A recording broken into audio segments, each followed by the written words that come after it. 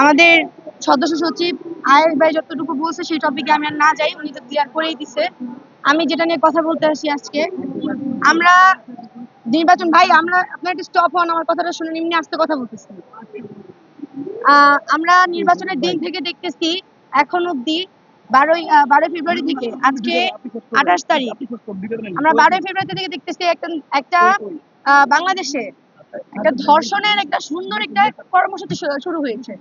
12ই ফেব্রুয়ারি থেকে শুরু হয়ে আজকে 28 ফেব্রুয়ারি।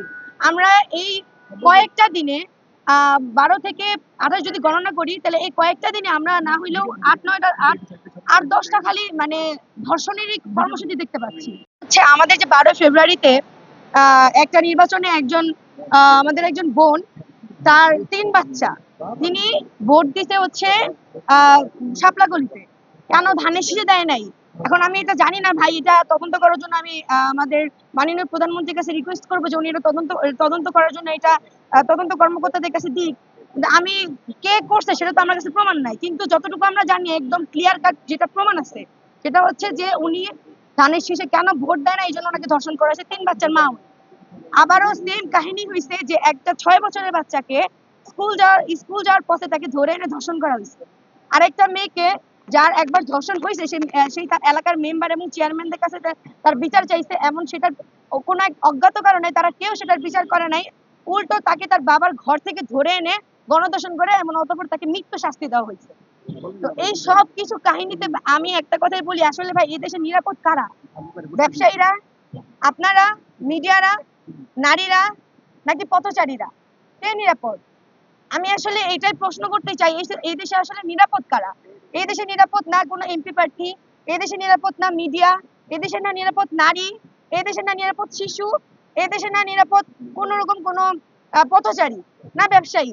চাঁদার জন্য আজকে ব্যবসায়ীকে মরতে হয়।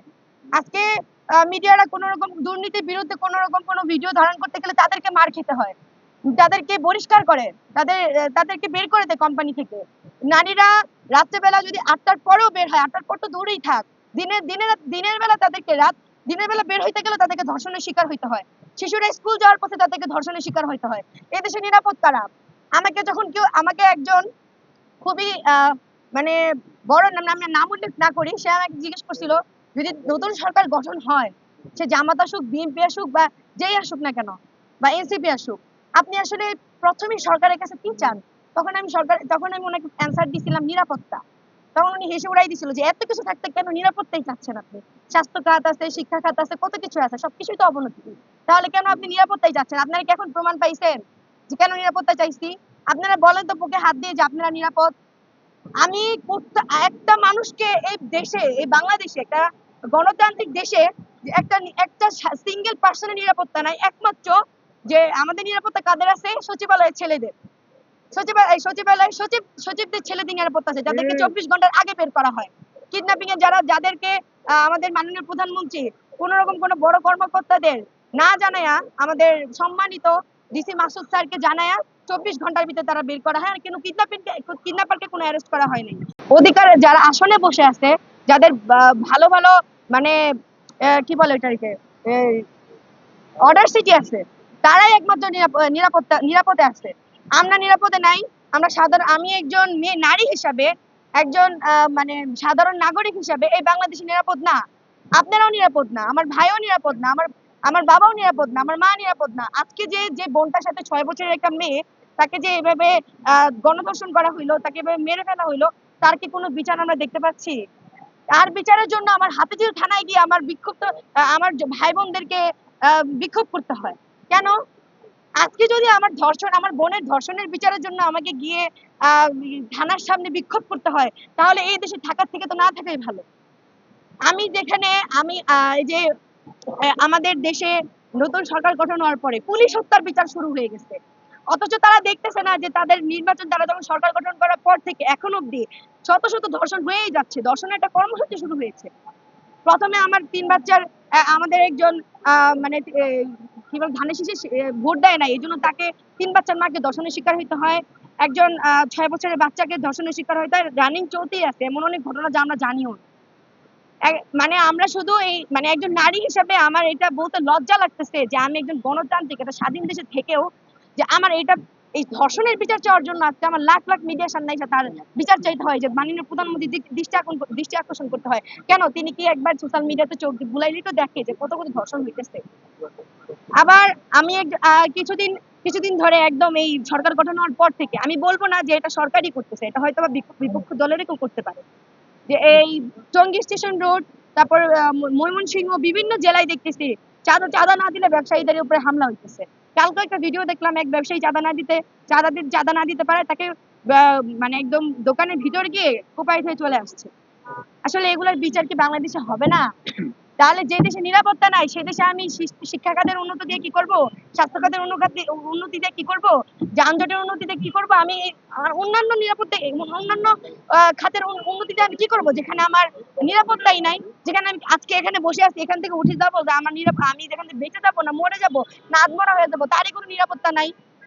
আমি মাননীয় প্রধানমন্ত্রীর আবারও দৃষ্টি আকর্ষণ করতেছি, আপনি দয়া করে বিষয়গুলোতে দেখেন, যাতে আমরা যেন বলতে পারি, আমরা যেন 10টা মানুষের সামনে বলতে পারি, বাইরের দেশের মানুষের কাছে বলতে পারি, বাইরের দেশের কাছে মানুষদের সাথে যখন আমাদের কথা হয় আমরা যেন বলতে পারি না আমরা আমাদের দেশে নিরাপদ। আমি একজন নারী হিসাবে আমি রাত 8টা বাজে প্রাইভেট থেকে বাসায় যেতে পারি না। আমার বাবাকে এসে রিসিভ করতে হয়, আমার ভাইকে এসে রিসিভ করতে হয়, কারণ আমার বাড়ি থেকে আমার প্রাইভেটের দূরত্ব মাত্র 1 কিলোমিটার, 1 কিলোমিটার বা 2 কিলোমিটার হবে, মানে 10-15 মিনিটের রাস্তা। তাও যদি 8টা বেজে যায়, তাও আমার বাবাকে আমার ভাইকে এসে রিসিভ করতে হয়। কেননা এই দেশে যেখানে 6 বছর বাচ্চার নিরাপত্তা নাই, সেখানে আমি 17 বছরের মেয়ের নিরাপত্তা আছে তার কোনো গ্যারান্টি তো আমার বাবা দিতে পারবে? যেখানে একটা মেয়ে ধর্ষণ হয়েছে, তার এলাকার মেম্বার চেয়ারম্যানদের কাছে সেটার বিচার চাওয়া হয়েছে, তারা চুপ ছিল কোনো এক অজ্ঞাত কারণে। তারপর তার বাবার চোখের সামনে থেকে তার ঘরের থেকে তুলে এনে তাকে গণধর্ষণ করে, এমনকি তাকে লাস্টে উপহার হিসাবে মৃত্যু দেওয়া হয়েছে।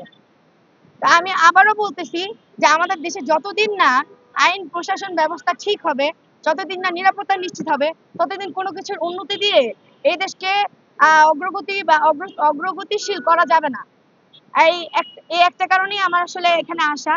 আরেকটা বিষয় হচ্ছে যে, আরেকটা জিনিস নেটিজেনদের মধ্যে খুবই মানে ভাইরাল একটা জিনিস টপিক হচ্ছে, সেটা হচ্ছে কি যে আমাদের আরএস ফাইল, একজন কন্টেন্ট ক্রিয়েটর, যে হচ্ছে মেবি উনি হচ্ছে যখন আমাদের জুলাই অভ্যুত্থান ছিল, ওনার 2টা পোস্ট আমি খেয়াল করছিলাম, কিন্তু ওই পোস্ট পরবর্তীতে উনি ডিলিট করছে না অনলি মি করে রাখছে, আই ডোন্ট নো।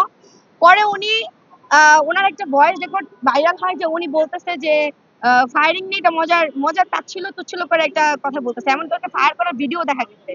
তো আমি বলবো, যেই দেশে ধর্ষকের শাস্তি হচ্ছে না, যেই দেশে আমাদের খুনিরা আমাদেরকে বৃদ্ধ আঙ্গুল দেখায়া বিদেশ থেকে দেশে চলে আসতেছে, অন্তর্বর্তীকালীন সরকার থাকা অবস্থায় কোনোভাবে আরএস ফাইমিকে আমরা আমাদের এই মানে বাংলার মাটিতে দেখি না, সে পালাই গেছে। যখনই তহিদ আফ্রিদিকে অ্যারেস্ট করা হইলো, সে চলে গেল, ঠিক আছে ভালো। আবার যখন ডক্টর ইউনূস চলে গেলেন, আমাদের অন্তর্বর্তীকালীন সরকার চলে গেল, যখন আমাদের নতুন সরকার গঠন হলো, সেই সরকারকে না, সরি, আমাদেরকে, মানে ও এখানে ক্যাপশন দিতে পারতেছিল না, জুলাই যোদ্ধাদেরকে বৃদ্ধ আঙ্গুল দেখায় আমি দেশে প্রবেশ করলাম। আসলে এই আরএস ফ্রেমদের দেখা আমাদের শেষ, এই আরএস ফ্রেমদের এই তহিদ আফ্রিদির দেখা আমাদের শেষ। যেখানেই দেখবে তাকে শুধু গণধোলাই দেওয়া হবে। যে দেশে দর্শকের শাস্তি নাই, সেই দেশে খুনিদের শাস্তি আমরা নিজের হাতে, যখন দেখবো যে আইন আমাদেরকে কোন রকম কোন সুষ্ঠু তদন্ত বা সুষ্ঠু বিচার উপহার দিচ্ছে না, তখন আমরা নিজের হাতে আইন তুলে নিতে বাধ্য হব। যেখানে আমাদের এক ভাই মাহাদিকে বারবার পুলিশ হত্যাকারী বলে ট্যাগ দেওয়া হচ্ছে, তখন আপনাদের মাথায় এটা ঢুকতেছে না। আমি ধরে নিলাম মাহাদি ওখানেই ছিল, ধরে নিচ্ছি মাহাদি ওখানেই ছিল। তো এখন যদি পুলিশ ওকে, আমি যখন দেখবো যে পুলিশ অস্ত্র শস্ত্র নিয়ে আমাকে মারতে আসতেছে, আমার 10টা ভাই বোনকে মেরে ফেলতেছে, তখন যদি ওই 100টা পুলিশের থেকে একটা পুলিশকে আমি পাই, তাকে কি আমি ছেড়ে দিব? আমার কাছে তো ভাই গানও নাই, ছুরিও নাই, আমার কাছে লাঠি আর ইট। এটা দিয়ে যদি মরে যায় ওখানে, বা এটা যদি ওখান থেকে মানে না ফিরতে পারে, সেটা ওর ব্যর্থতা, ট্রেনিং এর ব্যর্থতা, ঘুষ দিয়ে ঢুকছিল, যে এখানে সামান্য নিরস্ত ছাত্র জনতা থেকেও বের হইতে পারে না। তো আমার কথা এখানে আমি শেষ করতেছি। আজকে হচ্ছে ভাই আমি শেষ করি, আজকে হচ্ছে ইফতারি টাইম হয়ে গেছে। এতটুকু বলবো যে মাননীয় প্রধানমন্ত্রী কোনো প্রশ্নের উত্তর আজকে দেওয়া যাবে না ভাই, আপনাদের কাছে অত্যন্ত দুঃখিত। আমরা আবার আসবো, আমাদের ব্রিফিং করে কিছুদিন পর পরে আসবে। আমি এতটুকুই বলবো, আপনারা এই মেসেজটা, আমরা কোনোভাবে ভীত না। আমরা বারবার বলছি যে একজনকে কেন দোষারোপ করা হচ্ছে, আমরা প্রশ্ন নিব না, তো আপনার প্রশ্নটা একজনকে কেন দোষারোপ করা হচ্ছে?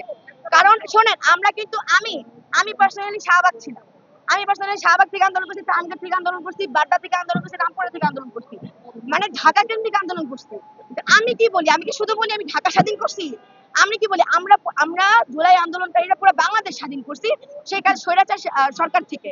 তো সেই ক্ষেত্রে আমরা বিষয়টাতে বুঝি, আমি তো পুরো বাংলাদেশ ছিলাম না, ঢাকা কেন্দ্রিক ছিলাম না। তাহলে আমি কি বুঝি, আমি কি বলি যে আমরা পুরো জুলাই আন্দোলনকারী সবাই মিলে স্বৈরাচারের সরকারটা দমন করছি। সেই ব্যক্তি থেকেই মাহাদি বলছে যে আমরা এসআই সন্তোষকে জ্বালিয়েছি। কিন্তু এসআই সন্তোষ যেখানে এতগুলা একদম নিরস্ত্র ছাত্র, 9 জন না 10-15 জন হবে। আচ্ছা যাই হোক, 9 জন ছাত্রকে এভাবে একদম মানে একজন পুলিশ অফিসার যদি 9 জন ছাত্র জনতাকে মেরে ফেলে, 9 জন ছাত্রকে, তাহলে সেখানে আচ্ছা 12 বছর একজন বাচ্চাও ছিলেন, তো সেখানে ওরে ওরে কে জ্বালাই দিতে না জ্বালাই দিতে, যে পুলিশ তো একজন মরেন, পুলিশ অনেকজনই মরছে, সেখান থেকে হচ্ছে আমাদের আমাদের সংখ্যা বেশি।